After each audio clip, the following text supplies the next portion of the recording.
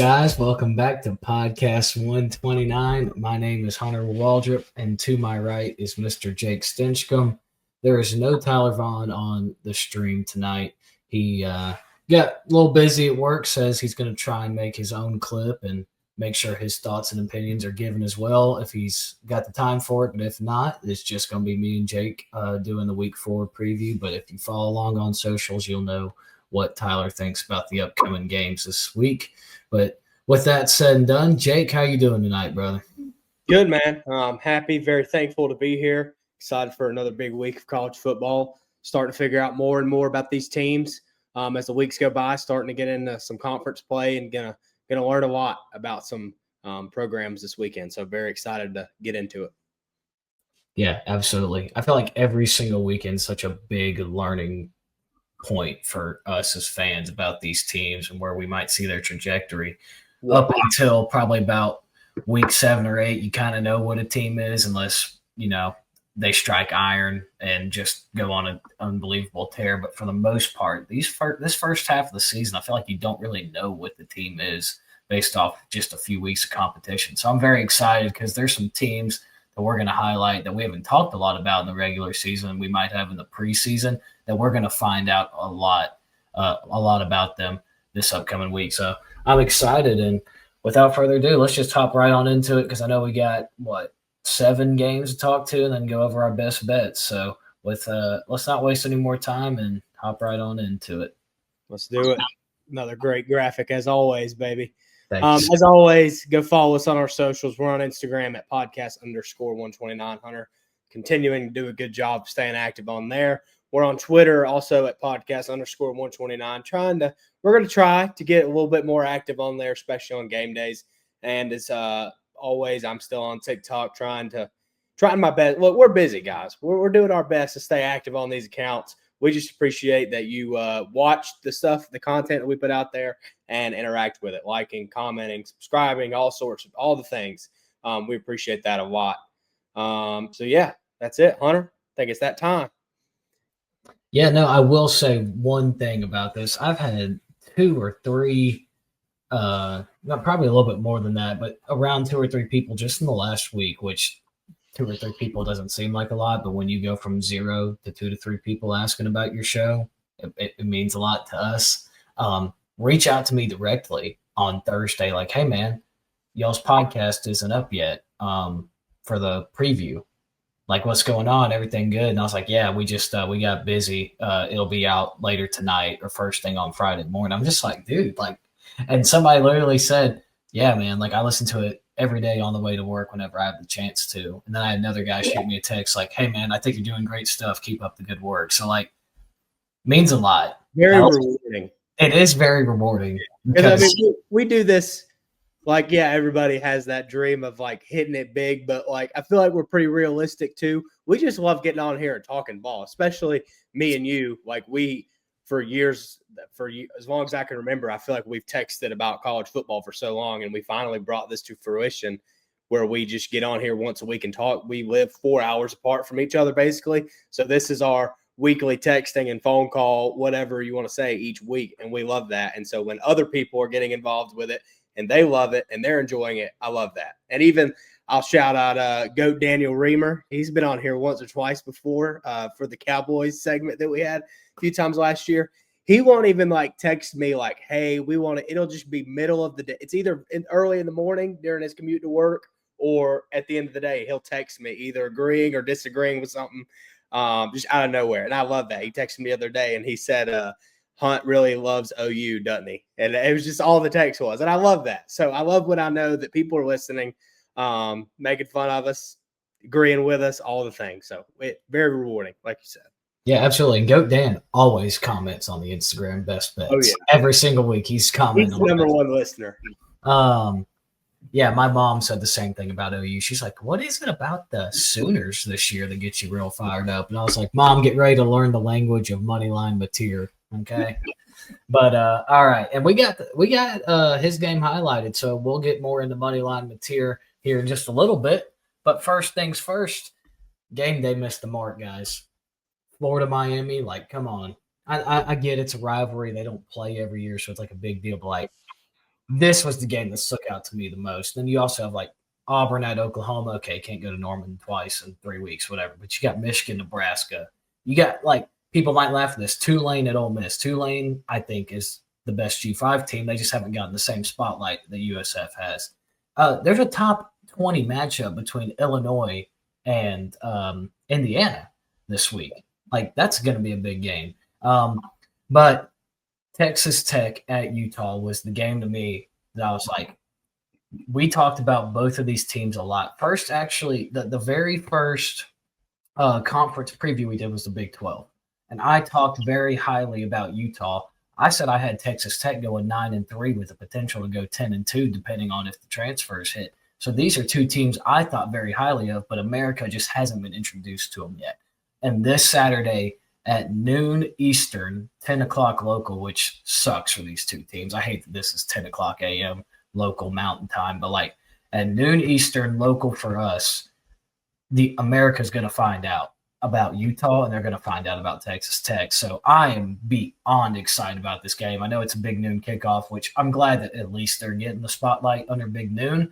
But Jake, I'll let you go. Take it away. I'll let you give your thoughts and opinions. And if you want to go ahead and give a score prediction or if you have thoughts and opinions to give to me, feel free to make it a conversation. And let's hop right on into number 17, Texas Tech, at number 16, Utah. All right. So like I kind of said when we started the show is we're starting each week. We keep finding out more and more about teams. And these are two teams, kind of the swinging dicks of the Big 12 right now, that neither have proved anything. It's just that's the way I put it. That's the way I look at it. Real early on, Big 12, that got you, didn't it? Real Big 12 matchup, big excitement, big hype around this game early on in the year. This is probably a game that a lot of people picked to be their Big 12 championship, and we're getting it in week 4.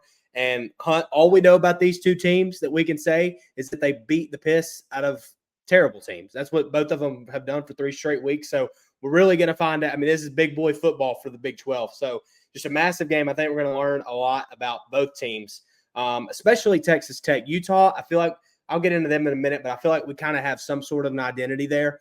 Texas Tech, I think this is really where we're going to see, can money buy you everything in Texas Tech's world, I guess. Really the sport as a whole. But all offseason, the talk was about how much money Texas Tech went and spent in the portal, NIL, getting all these guys come to their program. And it's a lot of new across the board. Baron Morton, he's still there, a guy. And that's who I'm kind of most intrigued by this week, just because I'm interested to see. I haven't been a big believer in him. I wasn't a big believer in Texas Tech coming into the year, but interested to see. They're going to need him on Saturday. It's not going to be like it has been the past 3 weeks where they come in and the game's over halfway through the first quarter. He's going to have to play 4 quarters of football against a Utah defense that Whittingham always has ready. They're hard to play at home. Interested to see him offensively. Can he elevate himself to the level of guys around him? I feel like they have the dudes on the outside. They have 2 good backs. They kind of got a running back by committee system. When the game's in his hands on the road in a tough environment, can he lift himself? So that's what I'm most kind of interested in watching with them. And another thing, if I want to mention a point defensively, what do they look like against Devin Dampier? A true dual threat who can beat you with his arms. He can beat you with his arm, beat you with his legs. Interested to see that. And we talk about this a lot. Like, this defense needs to travel, and interested to see, like, this is a tough offense they're about to face, a very dynamic, what's the word I'm looking for? Multi-dimensional offense that they're about to go face. So a lot of stuff that potentially we're going to find out about Texas Tech Saturday. For Utah, 2 things that I kind of wrote down that interested to see. One, Utah for the past, 7 or 8 years, really the Cam Rising era up until last year. What they were known for is bet them when they play at home. It doesn't matter who they're playing. It could be Tom Brady and the Patriots. It does not matter who. If you're on the sports book on Saturday morning and Utah's the bottom team, you take Utah. It doesn't matter. Is that the same identity that this team has? Are they a team that at home you're not going to score a lot? We're going to play our style of football, low scoring. And once we get up by 2 or 3 scores, we're just going to slow everything down and get out of here with a 24-10 victory, 21-7 victory, something like that. Is that going to be their identity in this game against Texas Tech? Very powerful offense. I think they're averaging 58 points a game, which is number 1 in the country so far. I know they've played nobody, but they've shown that they can put up points quickly and efficiently. So excited to see that for Utah. Sorry about that. I don't know if y'all heard that big scream. Devin Dampier came over with OC from New Mexico, Tim Beck. Is that his name? Yeah, Tim Beck. Excited to see him in a new situation. I mean, both teams haven't played a Pulse, kind of already said that, but if he is put in a point where he has to be a passer, where they're down a few scores or a 2-minute drill at the half or need a score late in the fourth quarter, at New Mexico, he was a dual threat, right? But he was never just a guy who's going to gunsling and throw for 350. I mean, I'm not saying I expect him to do that this weekend, but is he capable of putting his team in a position to win in the passing game? So interested to see that. Defensively, I'm not too worried about Utah's defense just because Kyle Whittingham, they're at home. They always have a strong defense, and they're going to keep them in games, and I don't think that changes. I'm missing this guy's name, Daly. Maybe John Daly. I know John Daly's a golfer, but I think this guy's name is John Daly, defensive lineman for Utah. He's got 5 sacks through 3 games. Something to look out for there. So exciting to see this one. As far as the score prediction goes, I think Texas Tech struggles defensively in this one with the dual threat of Devin Dampier. And I think, like I said, Utah, they're going to control the game at home. I got Utah covering in this one, 31-27. I should have told you to wait to give your score prediction because I also wrote down Utah 31-27. Kid you not. Hey, so if you're listening, that means Texas Tech's going to win 42-20 if you're listening. But I'll go through some of my key matchups. Jake, you brought up a lot of good points that I'm just pretty much going to expand on. I'll try and keep this as short as possible. But the key matchup to me in this game is the Texas Tech defensive line versus the Utah offensive line. So in the preseason, in our Big 12 preview, I put Texas Tech as my wild card team. And for their wild card player / unit / coach, I put their offensive and defensive lines because they've always struggled, especially on the defensive front, of holding teams to a certain number of points. They've always given up a lot and had to play in these shootout type of games historically. But they go out and they spend all the money on the guys up front on the defense side of the ball. They go and get Bailey. They go and get Heights. So I'm very intrigued to see how they face up against not just the best offensive line in the Big 12, but one of the best offensive lines in the country. I mean, I think Utah has 2 first-round draft picks on their offensive line. I know for a fact that left tackle might be the best. Not even going to try to pronounce his name. Pretty sure he's Hawaiian. The only one I know how to say is Jerron Saka. Yeah, never mind. JKS at Cal, but besides the point, that's get off topic here. That's the key matchup for me. Bailey is defensive tackle for Texas Tech. Very, very good at rushing the passer. But can he stop the run? Utah's a run-first team. So that is what I'm very intrigued to see out of this game is the Texas Tech defensive line versus the Utah offensive line. I think both offenses are really solid, but they play 2 completely different types of schemes here. So you obviously got Baron Warren, right? He's been very injury-prone through his time at Texas Tech. I think right now he's leading in yards per attempt, and maybe he has the most passing yards in the country. I know he has 923. I think that might put him first. I'm not 100% certain on that, but he's towards the top on everything. And like you said, they've played a bunch of teams out of Pulse. Like I know they played Oregon State, who's looked god-awful, and they've played Kent State, who I would rank like halfway down the board in the FCS, and then I'm pretty sure they played like East Texas A&M or something. Like no teams with pulses. So they've been very good on explosive plays, but I don't know how good they're going to be on explosive plays against Utah. Very intrigued to see that. As far as Utah goes, they're the exact opposite of that. They don't bank on explosive plays and haven't generated a lot of them because they're more of a run-first team, and they're going to move the chains. They're going to be a much more slow tempo, and they go on long drives. And a very intriguing stat that I've found about Utah. So far this year, they've played UCLA, they played an FCS opponent, and then they played Wyoming. 52% of Utah's drives in the red zone, or 52% of their drives go to the red zone inside the 20. That's pretty efficient offense. I don't care who you're playing. And they average 5.2 points every time they hit the red zone. So they're at least coming away with some sort of points every single time. And more times than not, it's a touchdown. So that's very intriguing for me is how will Texas Tech's defense play in the red zone? Because Utah's going to get in the red zone, and they usually, more times than not, just punch it right on in. Dampier, he's the vocal point of this Utah offense. He's their leading rusher and obviously their leading passers. He's the quarterback for the Utes. He hasn't turned it over yet this year. That was a problem he had at New Mexico last year. Now, granted, two totally different situations. So I'm interested to see now that this competition is back to ramped up. Is there going to be some sort of turnovers? Are some of these passes he's been making going to turn into interceptions? Is he going to get too loose with the football as a ball carrier? I'm intrigued to see that as well. So you brought up a point. He's not a gunslinger, Dampier, that is. And can Texas Tech really just force him to beat him with his arm? Essentially, you didn't say those words exactly, but that was the point you got from that. I think they can limit his passing ability if they keep him in the pocket. But if they don't bring him down to the ground, they flush him out, that's when he's the most dangerous because he can make throws on the run. And I don't care what kind of a DB you are. I don't care if you're Jalen Ramsey back in your prime. You can only cover a receiver for so long, especially in man-to-man coverage. So if they're forcing him out of the pocket, he can make plays with his arm on the run, but he can also run the dang ball. Like I said, he's the leading rusher with 198 yards and a touchdown this year.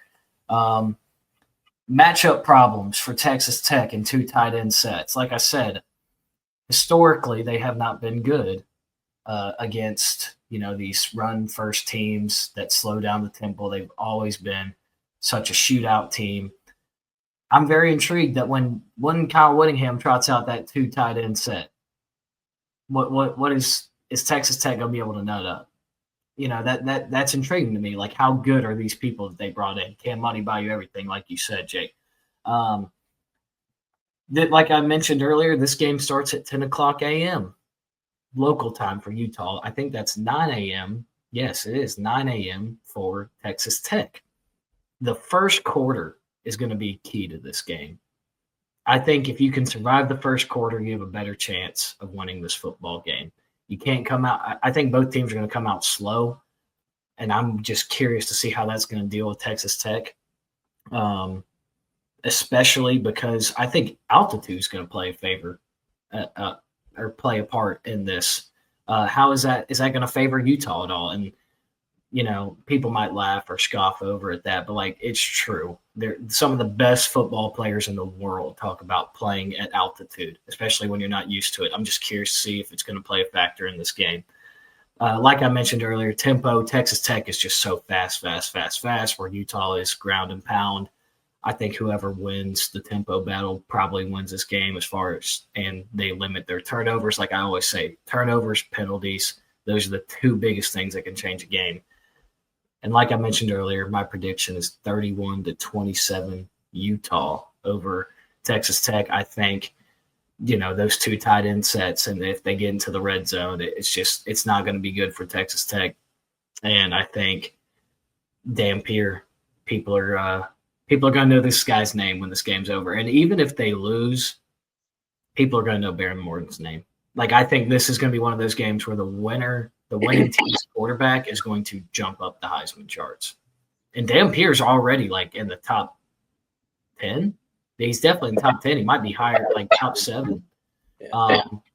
So, intrigued to see that. But I do have the Utes winning 31-27 over Texas Tech. Yeah, good stuff. And I have a few things I wrote down based off what you said. But this game, now that I've spoke about it, you gave your input on it. This reminds me a lot of 4 or 5 days ago when we were talking about Georgia and Tennessee, two teams that play and have two completely opposite ends of the spectrum offenses. Texas Tech wants to put up points. They want to get in a race with you, whereas Utah wants to be slow and controlled the whole time. And kind of the same thing I said about Georgia and Tennessee. Whoever determines what style the game is played is going to win, which that didn't really come to fruition. But I think this is a different scenario. But I'm just saying it's kind of who is able to play their style of football more often, more frequently, and I think that's who win the game. Kind of like you said. You brought up Utah, how Devin Dampier, like Texas Tech, it's kind of critical for them to get him on the ground. You don't want to flush him outside of the pocket, and he, like you said, that's when he's at his best as a thrower, when he's outside the pocket. And I just wanted to bring up like how as a corner it's so hard to cover for so long, and once you get a quarterback out of the pocket like Dampier, especially that's where he's at his best, it gives the receiver such an advantage too, because at that point they're just running around in the corner. Whoever's covering doesn't have time to look and see where it was. Dampier running left, is he running right?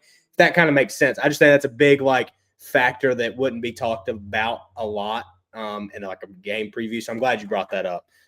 Good stuff there. And then something kind of brought up too, like because Texas Tech, this team's just so unknown and we don't know a lot about them.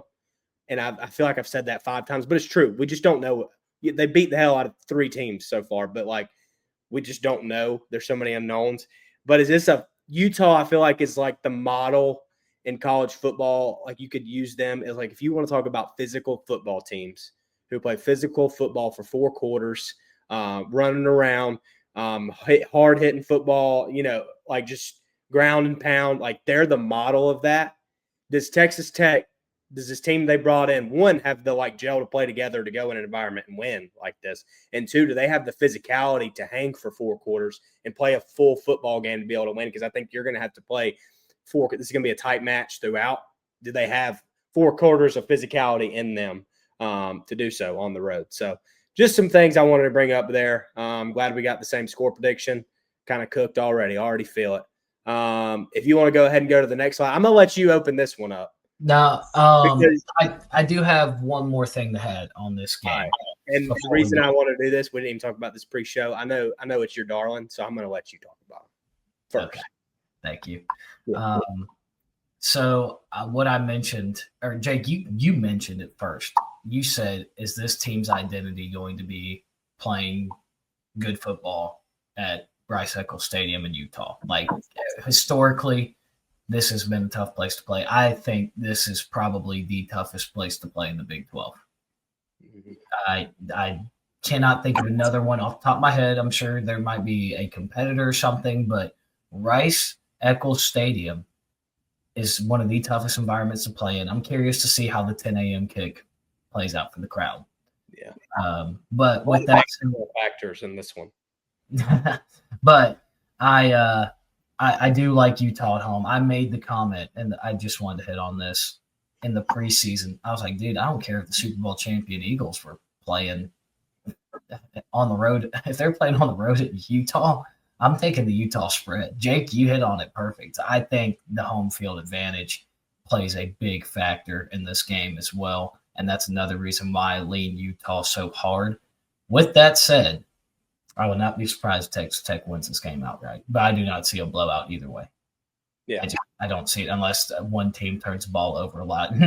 Well, we saw a team turn it over 5 times and still almost win the game last week between Florida and LSU, but more times than not, 5 turnovers leads to a blowout situation. So unless there's a ungodly amount of turnovers or some sort of major injury happen, I do not see a blowout. And I'm telling you right now, I know we have a lot of people that listen to this show who just watch the SEC or the ACC or whatever's just on local television, stuff like that. Go to Fox at noon on Saturday. This game is going to rock. So, all right, moving on. Number 22, Auburn travels to number 11, Oklahoma. Oklahoma laying 6.5 at home in Norman. And Jake, you said you were going to let me lead it off. And don't mind if I do, because I have an entire page full of notes ready for this game. So I was telling Jake, actually, I think I said at the start of the show, my mom asked me a few weeks ago, she was like, why are you so high on the Sooners? Like, what have they done this year? And that's when I said, get ready to learn Moneyline Mateer, Mom. But, hey, Jackson Arnold, get ready to learn the language of Moneyline Mateer, brother. Because Oklahoma's not just winning, they're covering this game. I don't have it on the lock box, but it might as well be. I did take it at 5.5 before it jumped up to 6.5 on Monday. So first, I'll start with Jackson Arnold. This is a big game for this guy, right? He's going back to the place where he was supposed to be the savior of the program. He was supposed to be the next guy up after Dillon Gabriel for Brent Venables, won the Elite 11. And I, as much as an Oklahoma Glazer as I've been this year, that guy was put in a terrible situation. Brent Venables hired poorly on the offensive side of the ball.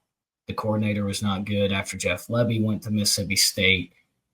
I think that, and then he got benched, and that ruined his confidence. And they're like, well, Michael Hawkins actually sucks worse than you, so now you got to come back. And then we fired our OC. It was a terrible situation. It was a good idea for him to go to Auburn. I think it's worked out good for him so far. With that said, I think his stats are a little misleading. I think he's had a hard time throwing the football. If you watched Auburn play this year, especially like their nationally televised game against Baylor, I mean, he ran the ball just as much, or if not more, than he threw it through the air. I think he only threw it 12 or 14 times. I don't have the stats pulled up in front of me, so I'm sure Jake, he threw it for 11. How many times did he run it?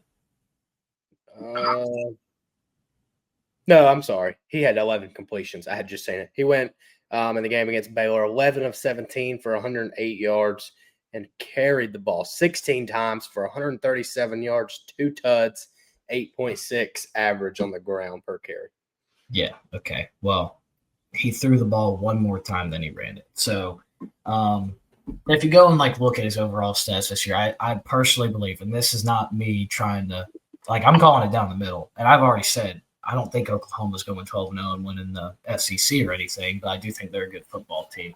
But I do think his throwing stats over the past 2 games where they've played, I think it was Samford or an FCS opponent, and then they played South Alabama last week. I think it might be a little bit misleading. The passing offense is just struggling. Hugh Freeze is such an RPO guy, and guess what? They haven't had to throw it yet. And they do have Singleton, they do have Coleman, but use them. I don't know. It's just something weird about the whole Auburn throwing the downfield passing game for me. Auburn, the matchup to watch here, okay? I actually wrote down 3. So the first one being the Auburn interior offensive line versus the Oklahoma defensive line. Oklahoma went out. They paid 2 or 3 guys coming in. Hey, you're starting our defensive line. And we saw against a good Michigan offensive line that they owned them up front. They stopped the run except for that one explosive play right out of halftime, and they were stopping the screens and the short games. And I'm very curious to see how Auburn's interior offensive line, guard to guard, how they're going to stack up against Oklahoma's defensive line. Very intrigued to see that because I feel like this might be one of Auburn's best offensive lines they've had in a few years. So intrigued to see that matchup. Second matchup, Auburn's defensive line versus a very young Oklahoma offensive line. Now, the left tackle, true freshman for Oklahoma, he's played really well up to this point. He showed out against Michigan, in my opinion. Don't know the guy's name off the top of my head.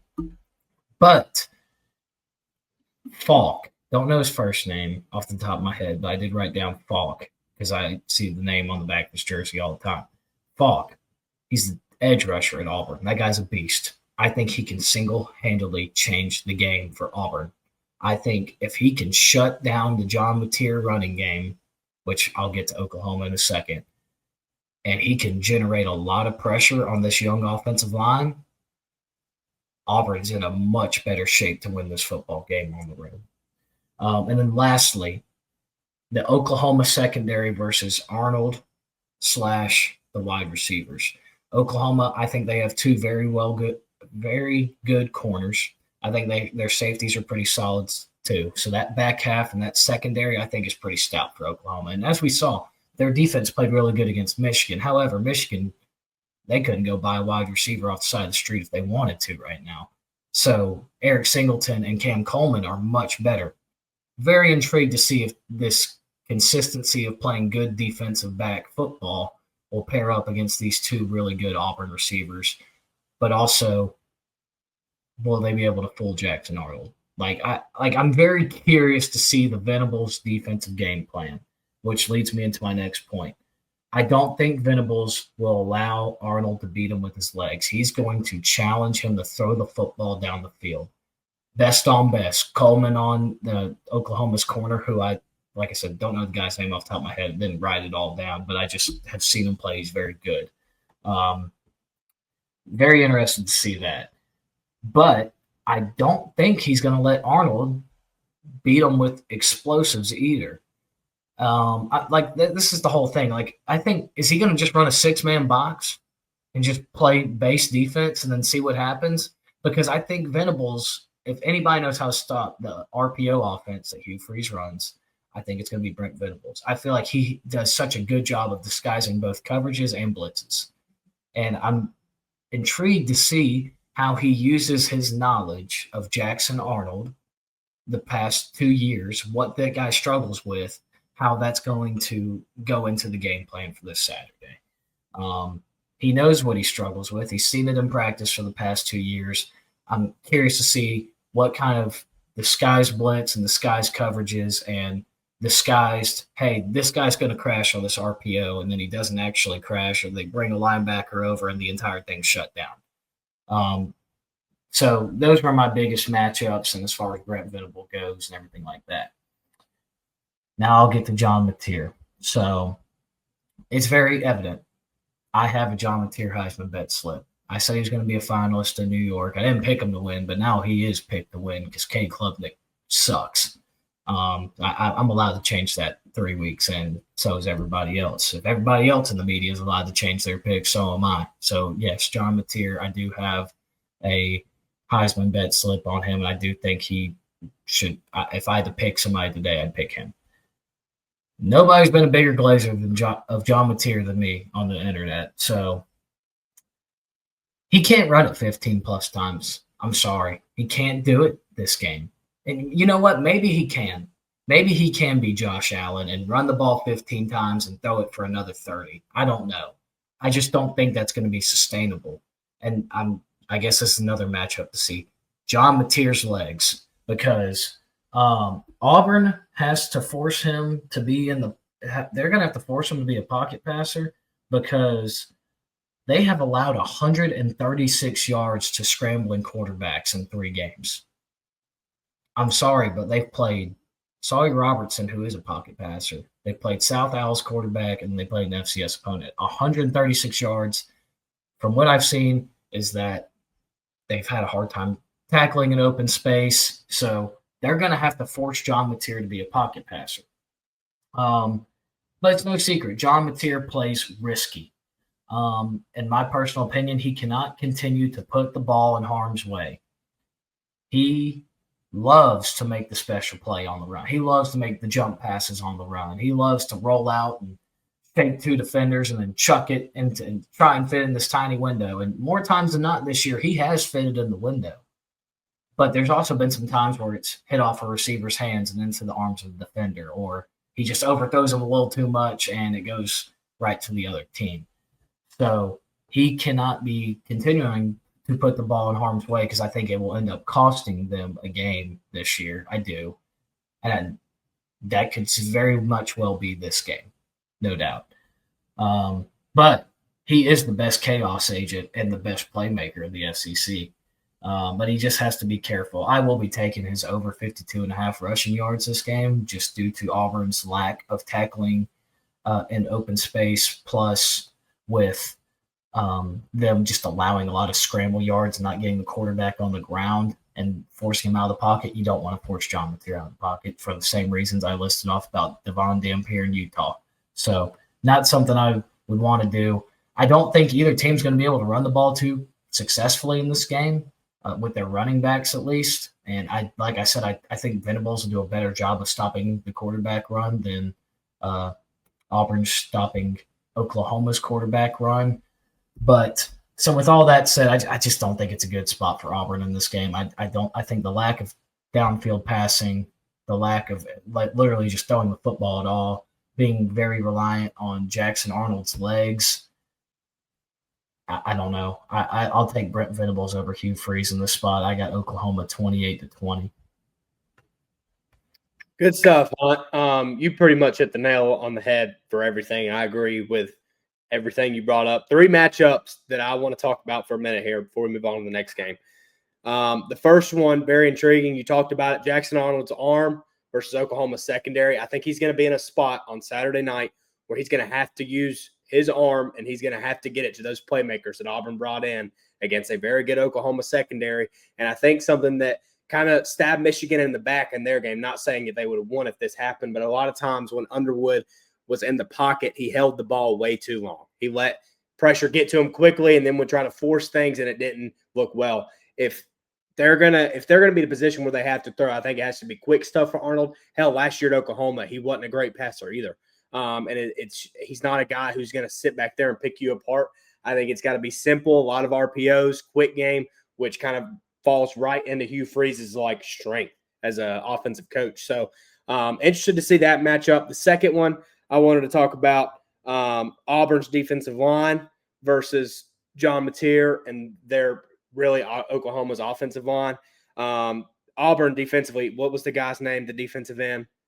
Sorry. Last name Falk. Last name.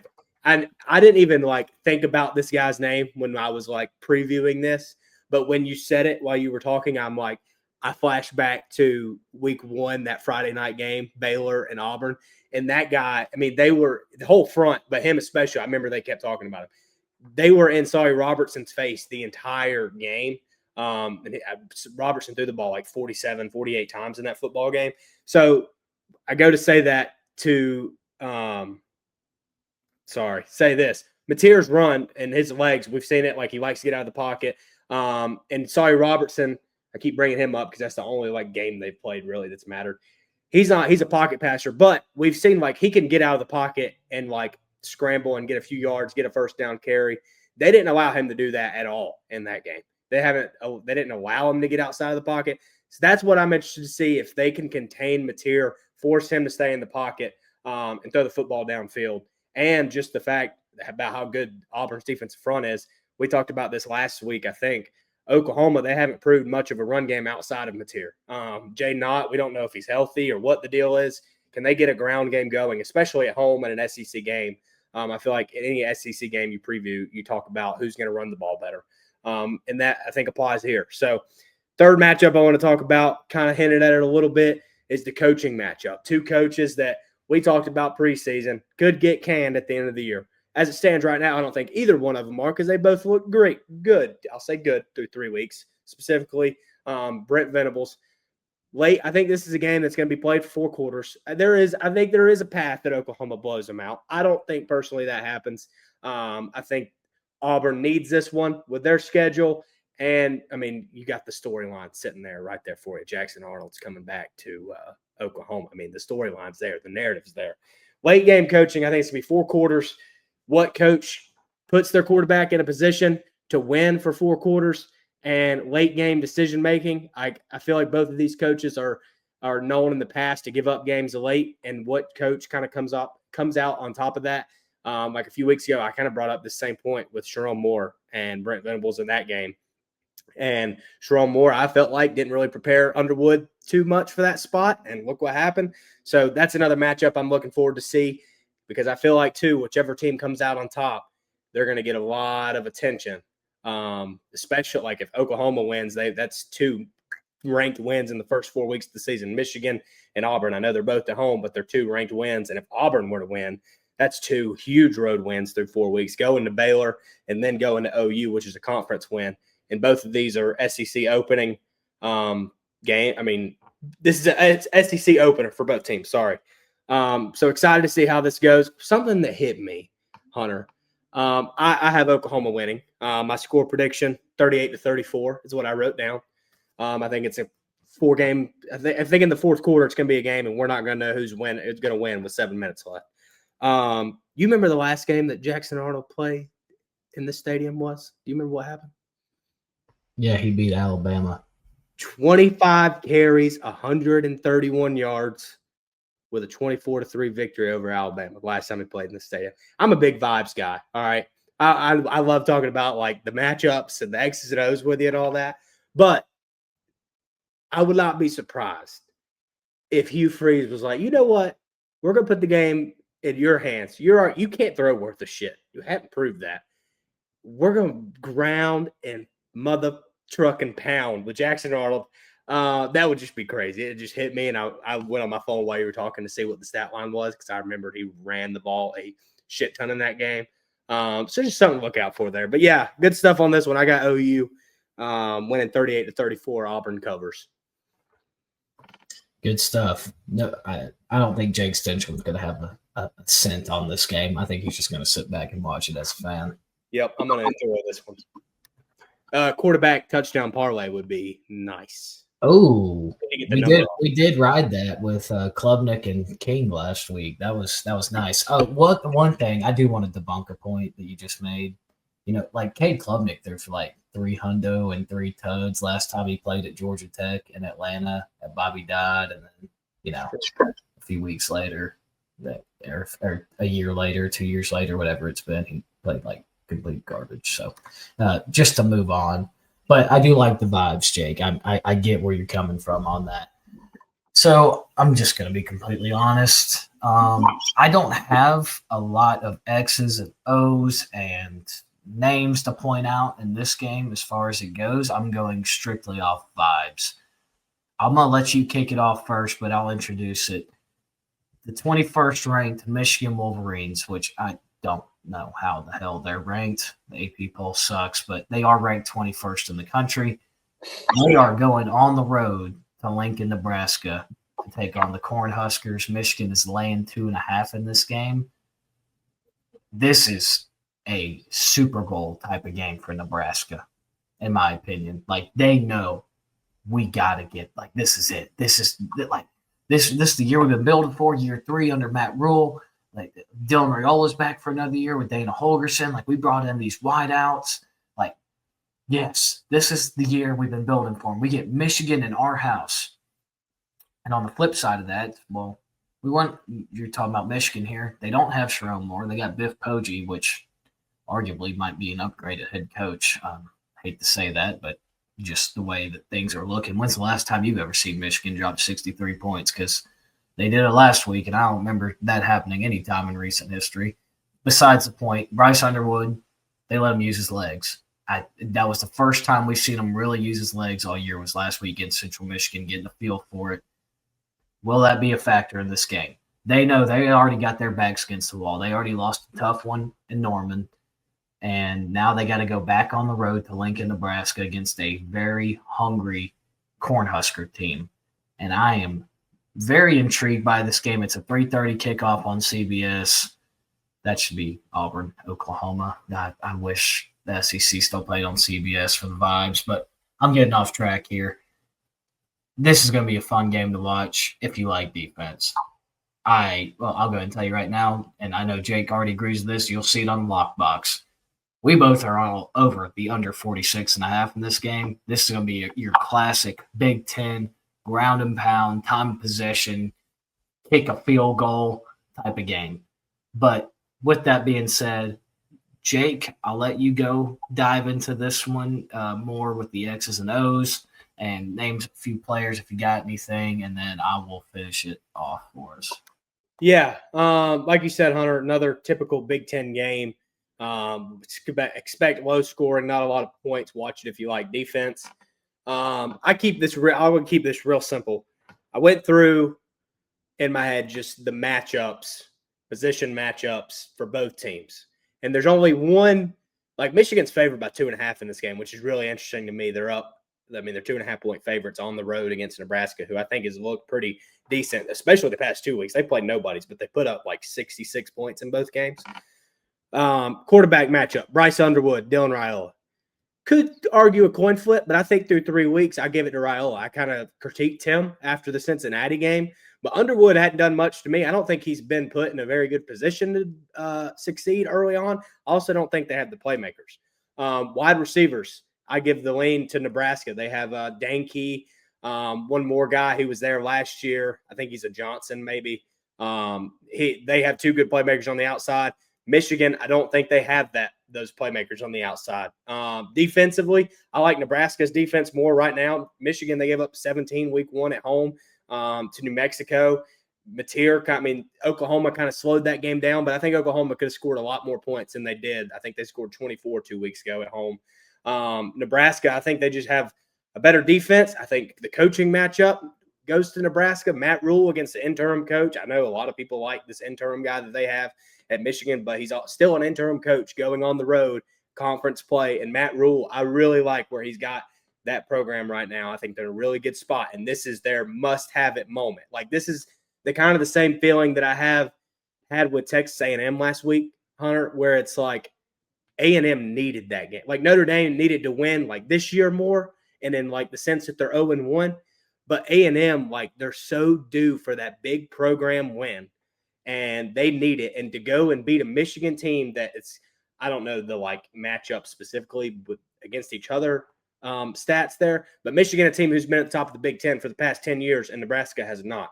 For them to go in at home and beat Michigan, who's ranked also, I think they need it more. I think the only matchup, going back to my point on the matchups thing that Michigan has over Nebraska, is the running back position. Justice Haynes and Jordan Marshall, I think, is the backup running back they have. Michigan, I think that's the only position matchup that Michigan has. So with that, I got Nebraska in this one. The biggest question for me, which offense is able to finish and execute on drives and not kick field goals? Which team can sustain a long drive? And once you get down in the red zone, which team can punch it in rather than taking three? I think that's who wins. That's kind of obvious when you look at it, but if you know what I mean, I think. So I got Nebraska in this one, low scoring, score prediction 20-19 Nebraska. Yeah, good stuff, Jake. And I like that last point you just made. And like, yes, obviously the team that scores more touchdowns over field goals will win. But like in a Big Ten ground and pound matchup, you see a lot of field goal attempts. So I totally understand the point you were saying that like a team that doesn't just have to settle for three on some key red zone opportunities, I do like their chances more times than not. My biggest thing in this game is which young quarterback is going to be able to use his arm. I saw Dylan Raiola play against Cincinnati. I've not watched him play Houston Christian and Akron. Just going to be honest, it'd be a waste of time for me. I've seen Bryce Underwood play a little bit against New Mexico, saw Bryce Underwood play against Oklahoma, and I saw Bryce Underwood do a little bit against Central Michigan last week. So I've seen a little bit more out of Underwood. I've always been intrigued by this guy. I think he's going to be a superstar. It's just a matter of time. He's going to be lightning in a bottle. I think they're going to allow him to use his legs a little bit more, Underwood that is. Whereas Raiola, like, I don't know about his arm. Like, there's sometimes I'm like, gosh, he's got so much talent, but there's some times I'm like, he's just not ready yet. And there was more times than not in that Cincinnati game where I'm like, dude, this guy's just not there yet.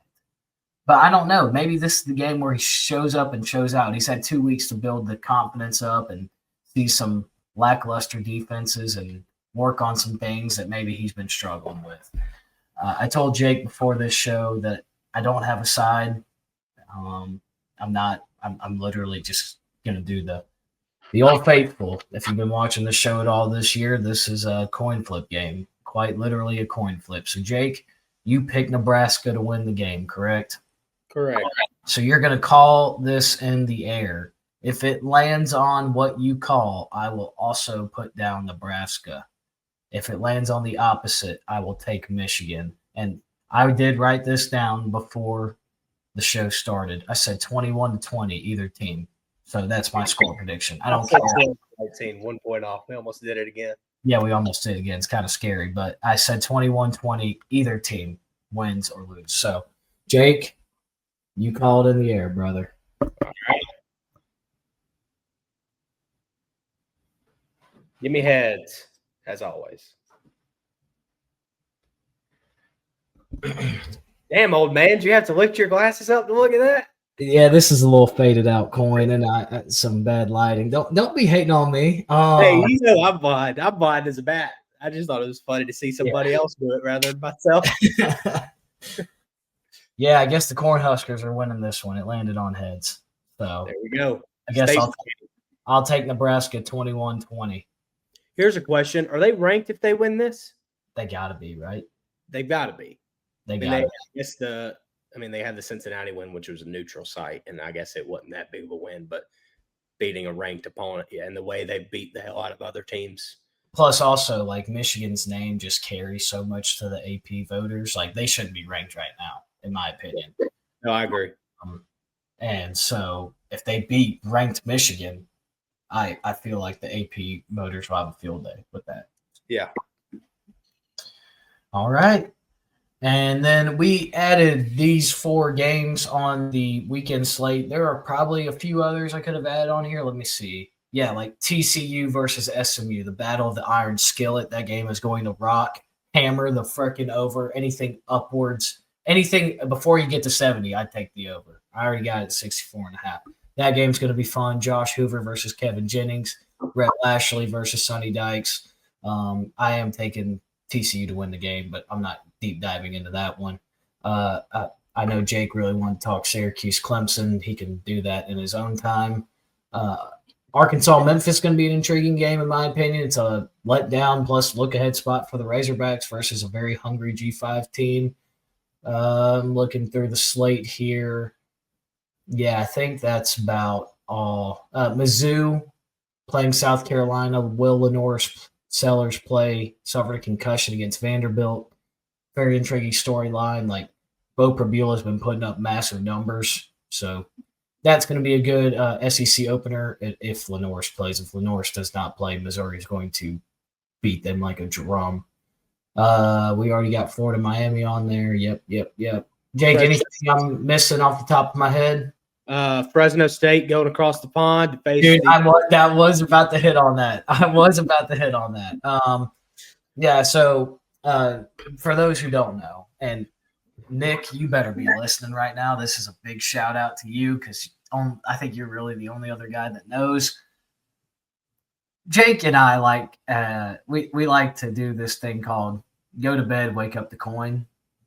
And when Hawaii plays a home game and it kicks off at midnight Eastern time, it's one of those things where you just find a pot of gold at the end of the Rainbow Warriors.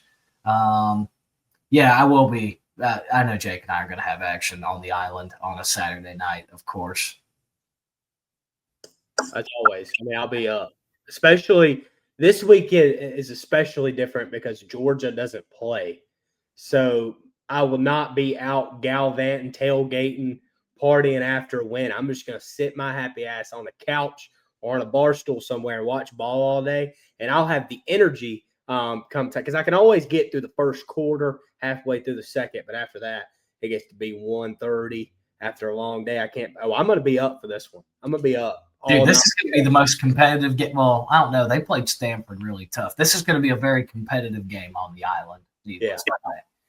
I want to bring something up completely off topic before we get into these games. And I don't want to stay on it long, but the past few weeks, we have to give the credit to Tyler. Tyler has been very attached to Cal, JKS, the legend himself. Chiave Sagapolotele. There it is. Have you looked at their schedule? Dude, I did this assignment for myself over the past 2 days. All I want to ask is, when is it appropriate to have a conversation? We don't have to have it right now. And I didn't even know. The reason I looked it up is because he's kind of been talked about a lot more, and we've bet on him. And then I saw Unnecessary Roughness did an interview with him, and I was like, damn, Cal, they like this quarterback. I don't know much about them. I'm going to look at their schedule. Hunter, that's all I want to say is, when is it appropriate to start having a conversation? It's appropriate to start having a conversation. I think it's after, if they go beat Boston College next week and they're 5-8. No. See, no, I was going to say after they beat Duke. Okay. So I'm right there. I think but you know what? Dude, that Boston College game is such a losable game. Yes, and it's just, I need to see them be able to go across the country and do it first. Yeah, that's exactly what I was about to say, is that they don't have a bye week in between, and they got to travel coast to coast. And if they can beat Boston College, okay, maybe the conversation is going to be right there. And then they play a good Duke team who's traveling across the pond. Yeah, There's only one loss that I have penciled in. If you ask me to go through their schedule, It's Louisville. It's Louisville. 100%. If they get past Boston College, and they're 4-0, and they got Duke coming to town, I don't know, man. We might be having a conversation here very soon. Dude, holy crap! No, but like I thought about this too. Like I There's didn't think about it. Well, me and you, we were big on Cal. Like I loaded up on the Golden Bears last Saturday night. That was my Hawaii game. Mm-hmm. But hang on, I gotta get the week 4 slate off of here. We gotta go full screen on this. But JKS is a dog. It's gonna be so funny when he's playing at Oregon next year or in 2 years. Like it's just gonna happen. Unfortunately, sorry for anybody who's a Cal Berkeley fan, and I don't think we have a single one listening. But it might be time to have a conversation. Like that Boston College, Duke area, yeah, that's a good call. And I mean, UNC, VT, who's fired their coach. Virginia, but they get them at home. Then they got to go to Louisville, like we said. That's a loss. They're going to beat Stanford. And then they welcome in SMU at the end of the year. This could be this year's Indiana. Could be. And nobody's talking about it. I feel like we knew about Indiana pretty early on. Yeah.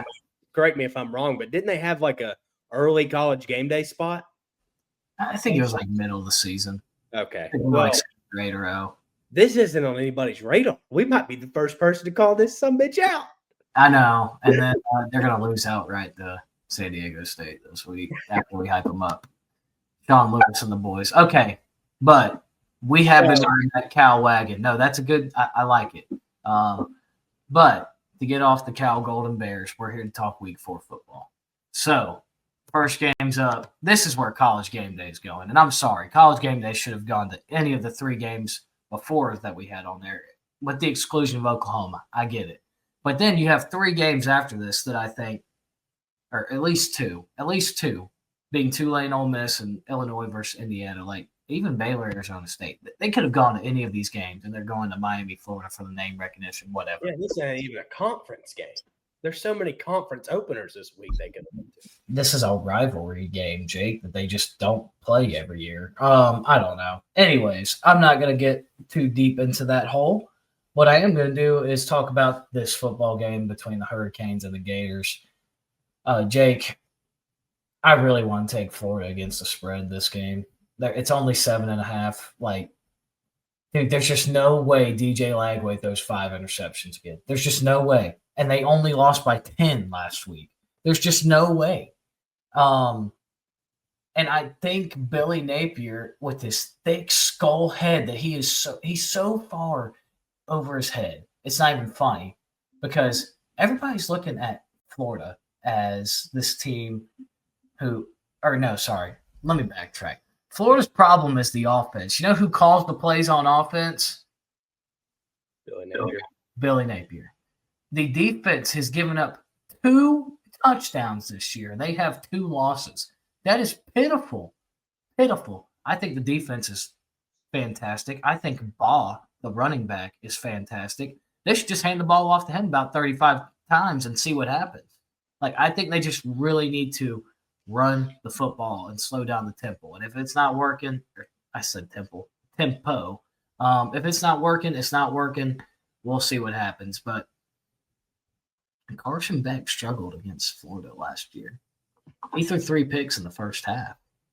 And I think this Florida defense is better than what they had last year. Now, Carson Beck has better receivers than he had last year. He has better offensive defensive line. Like, I think the Miami defense and offensive line, as far as a tandem, is the best in the country through 3 weeks. So, I don't know, man. I think literally what this game comes down to is if Florida is continuing to struggle on offense and they can't get anything put together once again, and the penalties kill them and then the turnovers kill them, there's going to come a point in time where the defense just says, yeah, what's the point of me doing this anymore? They're going to give up on the team. We saw it happen with Florida before. We see it happen with teams all the time, but I've seen it happen with Florida. I remember very vividly what happened to Dan Mullins last year. They just gave up on him. And if Florida's offense does the same performance that they had against LSU after the defense, time after time after time, gets the ball back, forces a punt, gets good field position, forces a turnover, whatever it is, and the offense just gives it right back or can't come away with any points, there's going to come a point in time where they're just like, screw this, bro. I'm done. And there is a pathway for Miami to blow out Florida. Bad, and if that happens, then Billy Napier will get fired on Sunday morning. But yeah, I'm gonna take Florida to cover this game. I just don't see 5 turnovers happening again. And y'all know I like Miami. As Jake especially he was the one that brought it to my attention with Beck, and well, we were both on Beck, but he talked about the Miami team as a whole, and we've been on Miami, and I think Miami's going to win the game. I don't have the balls to come on here and tell you Florida's going to win. I like Miami 28-24. I think Beck does enough, and they might control those lines of scrimmage, especially late in the game. And Mark Fletcher's going to get his on the ground, and I think it's going to be that. But I do like Florida to keep it close, 28-24. We saw last week the spread was only 7.5 against LSU. If you take those 5 turnovers away, they win the game outright on the road. I think there's going to be just as many Florida fans as there are Miami fans here. I don't know how much of a home field advantage plays, which is another reason why I like the plus 7.5 of the Gators. Good stuff, Hunt. You brought up how you can't see DJ Lagway throwing 5 interceptions again. And I don't either. 2 names to look out for, because I don't think he throws 5 interceptions, but I think he gets sacked north of 5 times in this one. Ruben Bain and Akeem, something last name. Messidor, maybe Masorder. I don't know how to say his last name. 2 pass rushers. I got you. It's Messidor. Oh, I said it right. Messidor. Yeah. And they are both beasts. And you're right. I'm very intrigued to see how that offensive line does. But they've proven the Florida offensive line has not played bad through 3 weeks of football. No, they really haven't. But they ain't faced no Ruben Bain, and Messidor. Ruben Bain. Sound like me. Sorry, I'm speaking too fast over here. Hey, Jaron Kiave Sagapula-Tele. That's who I think is going to really be highlighted in this game. I think it's a lower scoring matchup. Like you said, Florida's defense has played great, and I think we kind of did this a lot last year, me and you on this show when we were previewing games. I would always ask you, like, what's the number that this team needs to score to win? For Miami, me personally, I think it's 20. I think that's the number. You might be somewhere different than me, but I think it's 20 points they need to score here.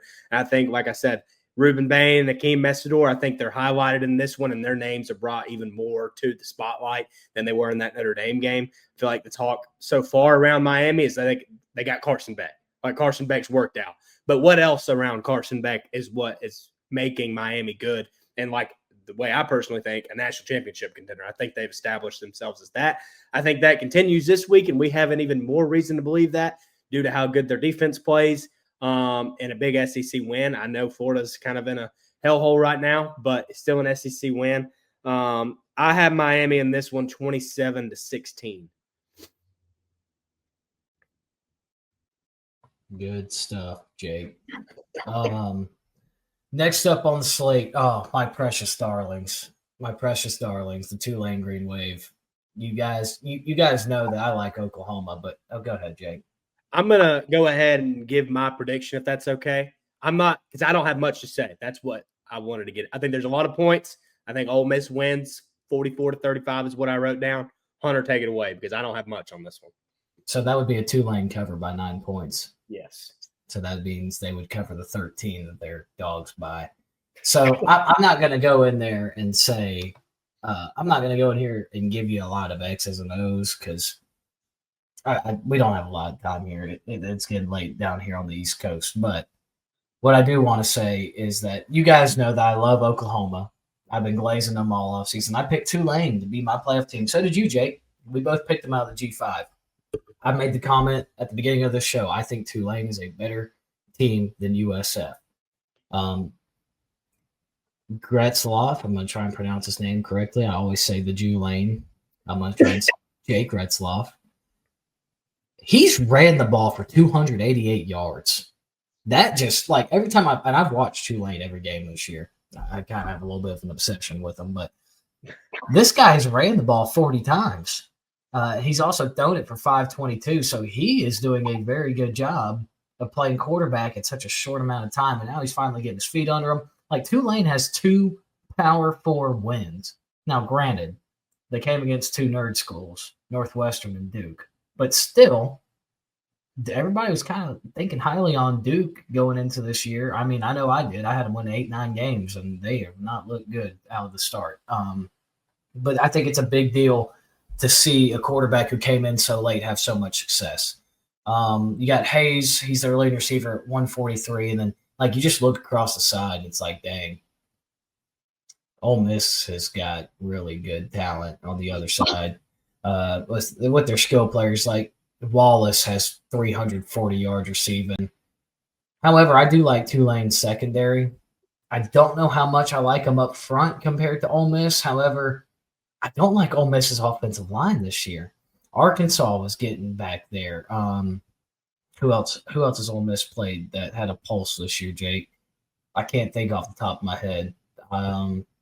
For who? Sorry. Ole Miss. Who did they play earlier this year before Arkansas? Kentucky. They played Kentucky. Yeah, no, get out of here with that. They played Kentucky, and Ole Miss's defense made Kentucky's offense look competent. Their matchup against Kentucky looked worse than Toledo's. That's saying something. I don't know if Ole Miss, we talked about in the preseason, Ole Miss's defense lost so much, especially up front. Now they're fast and they're talented and they can hit explosive plays. But man, they got LSU on deck next week at home. That's their biggest game of the year, arguably, outside the Egg Bowl. I think it's called the Magnolia Bowl or something, or Magnolia Rivalry. They got Ole Miss has got LSU coming in next week. This is Tulane's Super Bowl, man. I'm calling it. And you guys will see in my lockbox and the Saturday Shockers, so I won't go too far in depth on it there. But I got Tulane 34-31. I'm all over the Green Wave this week. I think they pull off the upset. Ole Miss always loses a stupid home game. They did it last year against Kentucky. They lost to Florida on the road. What was their third loss last year, Jake? They lost 3 games last year, though. Kentucky, Florida. Who was the third one? Georgia, Kentucky. No, they beat Georgia. Kentucky, Florida, and LSU. Yes, they lost to LSU on the road. But they lost a stupid home game to Kentucky. And I feel like sometimes Lane can get too far over the head. I'm not sold on the defense. I'm not sold on the offensive line. You guys, you've heard me say it. John Summerall's the next Curt Cignetti. He literally wins everywhere he goes. He turned Troy around. He has maintained success at Tulane. I think he's going to get them into the playoff this year. 34-31, Tulane Green Wave over Ole Miss. I'm laying it out there. So I obviously think Tulane covers the 13. I don't care if it's Chambliss. I don't care if it's Simmons. If it's Simmons, I feel better about it. Yeah. If it's Simmons, I feel better about it than Chambliss. But give me Tulane to win. I'm calling the upset. Good stuff. I love it. Calling your shot, baby. Can you go 2-0 or back-to-back, I should say? I mean, last week you sniped New Mexico. Dude, plus 450. I mean, back-to-back would be crazy. But I do see that game was not competitive at all. I think this number's high. It's higher than I expected just because Ole Miss is an SEC team at home against a G5 team. If this game was at Tulane or a neutral site, I think it'd be like within 3. No. It would be like 7. Really? You think? I just don't think Ole Miss. I haven't seen it from Ole Miss yet. And it would be like 9 or 7. But like I said, like Ole Miss's defense has given up a lot of points. Yeah. And they rely so much on throwing the football. I feel like now Lacey has been a good running back for them, but I feel like if I know Lane, he's going to want to air it out a little bit more. And I don't know, man. I got that feeling in my left sack, man. I love it.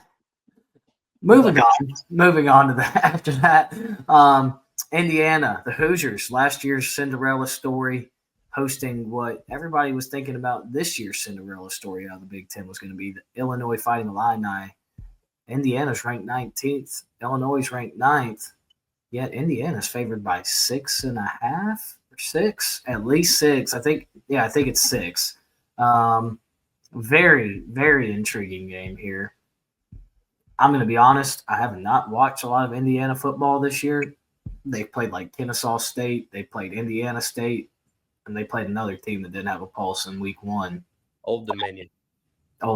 Well, they kind of have a pulse. Their quarterback is legit. If you know the Sun Belt, you know. But I'm tired of going on tangents right now, so trying to keep this shorter. Whereas Illinois, they've already went on the road and beat Duke. They forced, 5-6 turnovers, crazy game, capitalized on all of them on offense. But I'm going to be honest, I have not watched enough stuff on here to come up here and just, try and make some BS up about what I know and what I don't know. So I'm going to take Indiana to win, and I'll take Illinois to cover 6. I don't know if I'm going to have money on this game. I think I'm just going to sit back and watch. But I think 6 is too high. When this line opened up at 4 or 3.5 earlier this week, I was all over Indiana. I was like, yes, I'm going to take it, but it wasn't available for me to take at that time. But now that it's up to 6, I'm like, that might be a little too much. I don't know how much of a home field advantage Indiana really is. Don't get me wrong, playing at home is a big deal, but as far as crowd noise and distractions, I'm not exactly sure if it's worth 6 points there. So I'll take Indiana to win the game. But I will take Illinois to cover. I feel like everybody's betting wise, I guess everybody's on Indiana. With that said, I feel like in the media and the AP poll, obviously, a lot of people high on Illinois, but I don't know. I'm going to take Indiana to win this game. They've been here. Yeah.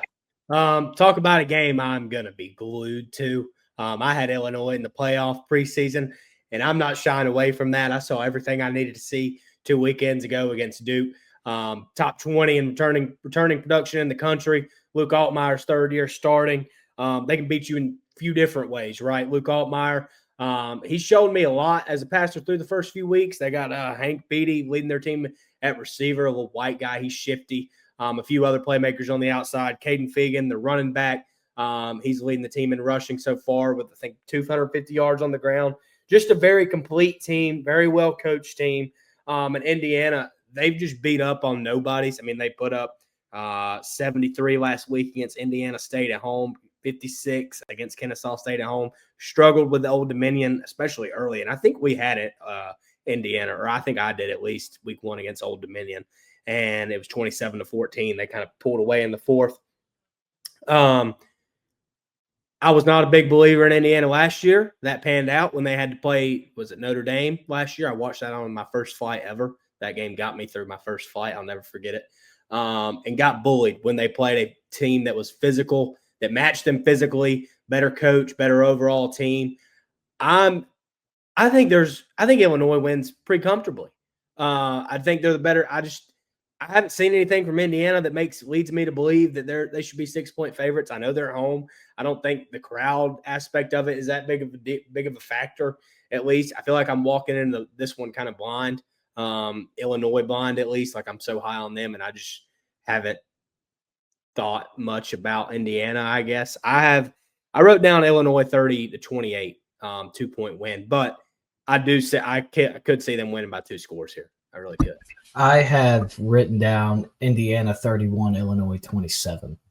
That's what I wrote down. It's so close tonight. I do like Fernando Mendoza.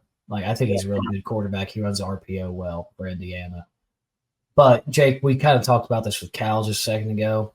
I'll go ahead and tell you right now, with Illinois, they win 2 of their next 4. It's time to have that conversation. Yeah. They got Indiana this week on the road. And then next week, they play USC, which is one of the most underrated games in all of college football because if USC wins that game, I think playoff talk for them is reasonable. And then they play Purdue, and then they play Ohio State. So if they win 2 of their next 4 between Indiana, USC, Purdue, and Ohio State, which I'm already giving them the Purdue win. So if they win 1 of these next 3 games, playoff watch is on because they got Rutgers, they got Maryland, they got Wisconsin, they got Northwestern. So literally just go 2-4 in this stretch. Yeah. And The last game that we have mentioned on here is Baylor playing Arizona State. Solly Robertson, dog. He's literally put this Baylor team on his back because that defense cannot guard anything. It's pretty sad because Dave Aranda is supposed to be a defensive guy. I'm pretty sure he was supposed to be calling defensive plays this year, and the defenses look very bad. But they've had Solly Robertson bail them out against SMU in a big win on the road too. So. Whereas Arizona State, they've already lost a big road game this year to Mississippi State. Who is Sam Levitt's go-to receiver? I know the answer to this question, but I want you to answer it. George Tyson. Yeah, he should probably think about throwing the ball to somebody else. Yeah. Because it's almost like he just stares down Tyson if Tyson's not there. It's like he just doesn't have trust in anybody else. I think they need to give the ball to Udo more, the Army transfer running back. They're going to have to run the ball. I don't know, man. Like, I can definitely see a path to Arizona State winning this game. I'm doing it again with Baylor, man. I'm just going to trust them at home. I'm trusting the arm of Sawyer Robertson based off what I've seen in two bigger games because they did get inside the 15-yard line twice against Auburn and came away with 0 points. That could have changed the entire game. I'll take Baylor 38-35. I will take the over in this game. Yeah, I'm also big on the over. I think this is a game for Sam Levitt that not necessarily he's going to jump to the top of the leaderboard, but I think Heisman talk might be back in the mix after this one. I think it's like an instant Big 12 classic on Saturday night. And he's going to be able to use his legs. We've seen – I think Baylor – the thing that kind of shies me away from Baylor in this one is the two games that I've watched them play this year, the Auburn game and SMU last week. Kevin Jennings and Jackson Arnold they were able to do whatever they wanted to with their legs offensively. And Sam Levitt, that's one of his kind of other traits that he can use outside of his arm is his legs. And I think he does that on Saturday. I have Arizona State in this one, 48-42.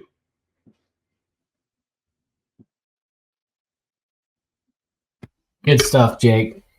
And here's our lock box, our best bets for this upcoming week. Yes, Jake, go ahead. I keep forgetting to bring this up, and I'm going to say it before I forget again. We talked about earlier, I brought up John Mateer / Jackson Arnold anytime touchdown parlay. Add this one at the bottom there, plus 220. Put that in your pipe and smoke it, Hunter. Woo! Like that will be getting placed here in a second. I also, for a player prop, I like John Mateer over rushing yards against Auburn defense. So I'll go run through mine real fast. Tulane plus 13. We already talked about that game. I also love their team total over 23.5. I'm all over Tulane this week, as you know, but I like both the team total and plus 13. Moving on, Kansas. Oh, man, they're playing West Virginia. It's so funny how fast you forget about your darlings because West Virginia they cashed the plus 4,000 underdog parlay that we hit last week, and now I'm fading them. They are down a lot of guys, and they are coming. This is the biggest letdown spot I've ever seen in my life. They played Pitt, their longtime rival. It meant a lot more to them than it does to Pitt, just to be honest with you, based off what I've seen. And I think this is just such a letdown spot of all letdown spots. I'm laying the 12.5 with the Jayhawks off a bye and a bounce back. Talked about it. Jake and I both have Michigan, Nebraska under 46.5. Already broke down that game. And Memphis plus 7.5. I know I kind of hinted at Memphis, Arkansas being a sleeper game this week. Taylor Green has played phenomenal, but outside of that defense is not very good. I feel bad for Sam Pittman. I definitely think this is going to be his last year there, as we talked about in the SEC preview. But this is a weird letdown / look-ahead spot for the Razorbacks. They just lost by one possession on a turnover in the red zone to Ole Miss on the road. And next week, they got to play Notre Dame at home. Arkansas, that is. And trapped in between those two is Memphis. A Memphis team with Ryan Silverfield, who is trying to keep his name at the top of these list for potential Power 5 jobs next year. Memphis, always a really good G5 team. You're giving me a hook on a touchdown. I'll take the Tigers And then finally, I did a teaser. So Iowa on Friday night travels to Piscataway, New Jersey. Shout out Nick. Iowa is favored by 2.5, something like that. And dude, like this game's gonna stink. This game sucks. There's no way in hell they're scoring over 51.5 points in this game. I think this is going to be a physicality, run the ball, time of possession game. So I like the under, and I don't see Rutgers beating Iowa by more than a field goal. So give me a teaser of Iowa plus 3.5 and under 51.5 in that game. Good stuff. I love that teaser, and I will be on, which I know I'm on the Michigan with you. I'll probably be on all 4 of the other ones with you as well, which secretly I always am. We never talk about it, but yeah. So my lock box, I'll rattle through these pretty quickly. Utah already talked about it. I feel like I always have that like highlighted game each week, the short favorite money line. I feel like that, like last week or the week before, it was Illinois when they played Duke. Last week it was week 1. It was TCU. Yeah, Georgia Tech last week. Last week was Georgia. Well, no. What happened last? Oh, I had Georgia. Yeah, Georgia. So it's been TCU, it's been Illinois, it's been Georgia, and now it's Utah. That's my short favorite of the week. Hammering them. I got Illinois plus 5.5. Just covered that one. Me and Hunt will be dialed in for the Bussin' with the Boys bowl game. No points scored in that one, hopefully. Louisville coming off of a bye. Played JMU 2 weeks ago on a Friday night, so 15 days rest, playing a Bowling Green team who lost a lot of production. Brand new coach and Eddie George. They coming off a win, I believe, against Liberty last week. Lost Harold Fannin, lost their back. I forgot where their back transferred to. Maybe Virginia Tech.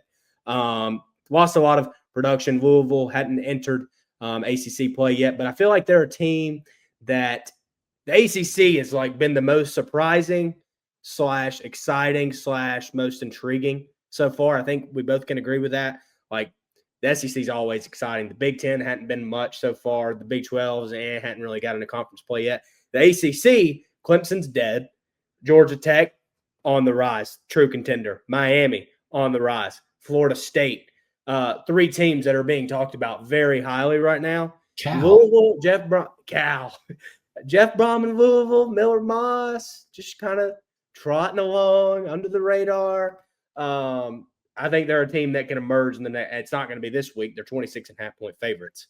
But I'm saying in the coming weeks, I think they are. And I know you like Louisville as well. Just in general.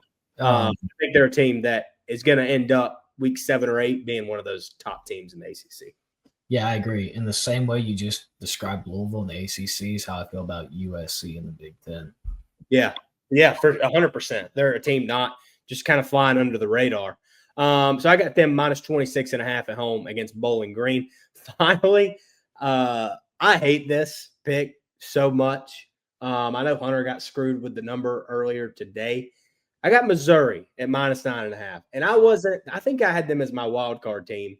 And my biggest question was around their defense, which I still think that question is there. Like Kansas they ran all over them for 4 quarters. They were able to put up points. But they got South Carolina at home. South Carolina coming off the bad loss against Vandy. I don't care. I'm not going to change this pick if Lenoris is 100% healthy. I think Missouri is another team. Like we just talked about Louisville and USC. This potentially might be the team in the SEC in that same category as Missouri. I like what they got. Ahmad Hardy, he's a dog. Is that his name? Ahmad Hardy? Bo Prabila has proven me wrong. I didn't think he was going to be that much this year, playing great. I think Drinking the Boys gets covered 9.5 at home on Saturday against South Carolina. Few props I wanted to add in there. Like I already said, Arnold Mateer, anytime touchdown parlay. Sam Levitt rush yards. I haven't looked at the number, but I love that on Saturday against Baylor. Actually, I'm going to pull that up whenever we go to the next thing because I really want to see the number. And the last one, Carson Beck under, I think it's 273 passing yards. I think that's a slow game, not a lot of points. I like the under as a whole. But Florida's defense has looked pretty – they've looked good through 3 weeks. I think they lean on Fletcher and their run game more in this one. So a few props there for you, Hunter. Carson Beck to throw a pick on Saturday. Ooh, good one too. Triple option. So last week, how did we do last week on this? I can't quite remember to be. Oh yeah, I know exactly how we did last week. We went 2 of 3, and the last leg was Virginia Tech -6.5 against Old Dominion, and then they woke up without a head coach the next day because Old Dominion was winning 31-0 at one point in that game. Yeah, that's on me. No, it's okay because the week before that it was on me. You two guys hit, and I took Texas -36.5 against San Jose State. So I mean, the only one that hasn't screwed us is Tyler. Yep. Because we hit week 1. Anyways, this week's triple option +267. You parlay these 3 things together. I'm on UTEP on the money line. I think Malachi Nelson has played pretty good football for UTEP. He's in a good situation over there. They're hosting Louisiana Monroe. I'm not very high on Monroe this year. They got depleted in the portal. They just don't look like a good football team. They're having to travel to Texas, which I guess from Louisiana and Texas ain't far. But regardless, I like the Miners and Malachi Nelson to get the win at home. And I'll cover for Tyler here. We already had our JKS segment, Jaron Kiave Sagapola Tele segment here. And Cal is favored by 11.5 on the road against San Diego State and Sean Lewis. That was Tyler's best pick for this triple option this week. And Jake, if you want to go into depth about TCU, feel free. Yeah, I have TCU money line. Didn't touch the number. I kind of sketched out by that number because I could see this coming down to a 1-score game. I already did take the points in this one, the over. Outside of Kevin Jennings, man, I don't see much that intrigues me with SMU. Very good team last year, very good story. I just don't think they have the production there on both sides of the ball. They're not complete enough as a team to get back to the playoff like they were last year. TCU, they're my darling, man. I'm in love with them. I love this team. I love Sonny Dykes. I love Josh Hoover. I love Jordan Dwyer. Just a great overall team. I know Barnes, I'm not going to try to pronounce his first name. Their running back, he's questionable for Saturday. Doesn't matter. Give me Josh Hoover to go for 500 yards on Saturday.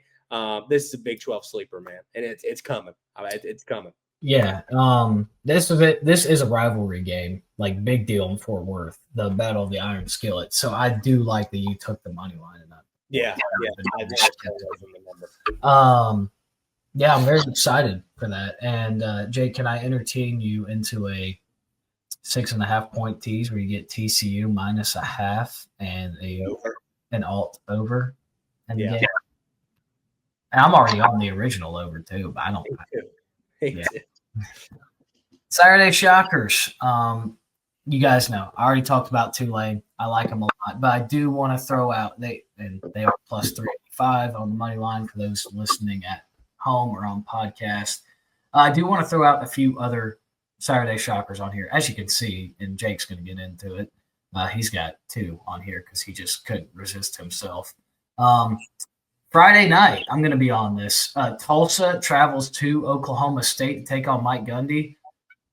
I like Tulsa and the points, and I'm probably going to sprinkle a little bit on the +335 money line. What are some other games here that Memphis, I talked about them, like them +7.5. Not as confident in that one, but not a bad sprinkle spot there. Jake, you've already got UNC. There were a few others on here that I wanted to hit on real fast.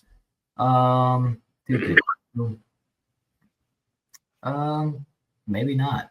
Oh, Air Force +295 against Boise State.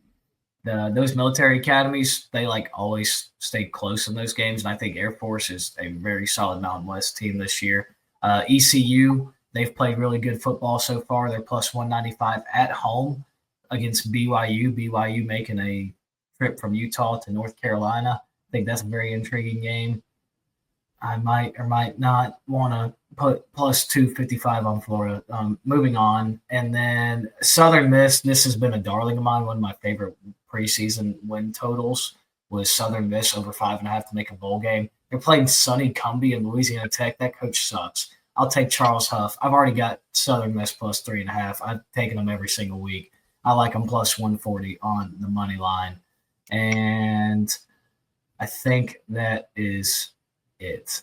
Oh, and of course, Hawaii plus 115 on the island. That's an auto play for us here on this podcast. But yeah, just want to throw a few of those out there because I've already talked so much about Tulane. Good stuff. Did you mention Tyler's yet? Tyler's got Illinois. We already talked about that a lot. My third one, or mine. So I have UNC. Few reasons here. UCF, they're coming off of a bye. They played Jacksonville State week 1. And Hunter, that game was 3-3 going into the fourth quarter. And with less than 10 minutes in the game, they were losing at home in their home opener. No, I know. It was horrible. I remember. Yes, nothing to watch. So UNC comes to town, and UNC, not saying that they figured out anything, obviously had the blowout on Monday night, week 1 to TCU. Beat Charlotte 20-3, Richmond 41-6. I'm not going to try to say that I know a lot about Tar Heel football, but I do know this. There's going to be a big-time Bill win at some point. And I'm not saying this is big time, but vibes guy here. Like, if he goes on the road as a 6.5-point dog and beats UCF, like, that's just going to be a storyline that I'm here for. And I'm a Gio Lopez believer, man. I think he's a winner because he's a lefty, and hopefully he figures it out. And so I got UNC as the Tar Heels as my Saturday shocker. My other Saturday shocker, you're really going to give me 17.5 points with Syracuse, the fighting Fran Browns. He's got his guys running on the field after games, just talking shit, and he's literally like just the Kirby Jr. when he in pressers and the way he coaches and everything. And Dabo has taken an hour and a half during pressers this week. And Clemson, they're dead. And Cade Klubnik's seeing ghosts. You're going to give me 17.5 points? You know what? Leave points at the door. Give me Syracuse to put Clemson even deeper in the damn grave this Saturday, Hunter. Come on. Put that in your pipe and smoke it, Hunter. Okay. So I told Jake, because now that we've hit the parlay, we got to take it every week, at least $5 on it, right? So the original one was North Carolina for Jake. You parlay Tulane, North Carolina, and Illinois, all three to win outright. It is plus 4,000. If you take Tulane and Syracuse and Illinois to all win outright, I think was it plus 4,500, plus 4,800, something stupid. So, hey, $5 right there wins you 200. So if you're interested in that, but that's all we have for tonight's show, guys. Thank you as always for listening to us. No, it's been an up and down past 7 days. The ups with college football, but downs with some real life stuff going on in the world. But we appreciate you guys listening. It's a good opportunity for us to kind of get away and just do what we love and talk ball as pals on here. And like I mentioned beforehand, Tyler said he might try and add on to the end of this clip and give his best bets and his picks for the game. But if he's not able to, then I hope you enjoyed listening to Jake and I tonight. And as always, there are things bigger than football out there. And always remember, put God first and God bless. Thank you. Good stuff. If you are watching this on YouTube, please subscribe to our channel. Please like the video. Please comment. We appreciate you guys tuning in. We're also on Apple Podcasts and Spotify. We appreciate Tyler getting these videos and recordings out each week. He does a great job in doing so. Another football week, man. We're almost a quarter of the way through. Sit back, enjoy it. Wherever you're going, be safe. Always be aware of your surroundings. Stay in the moment. We appreciate you guys tuning in. That's podcast.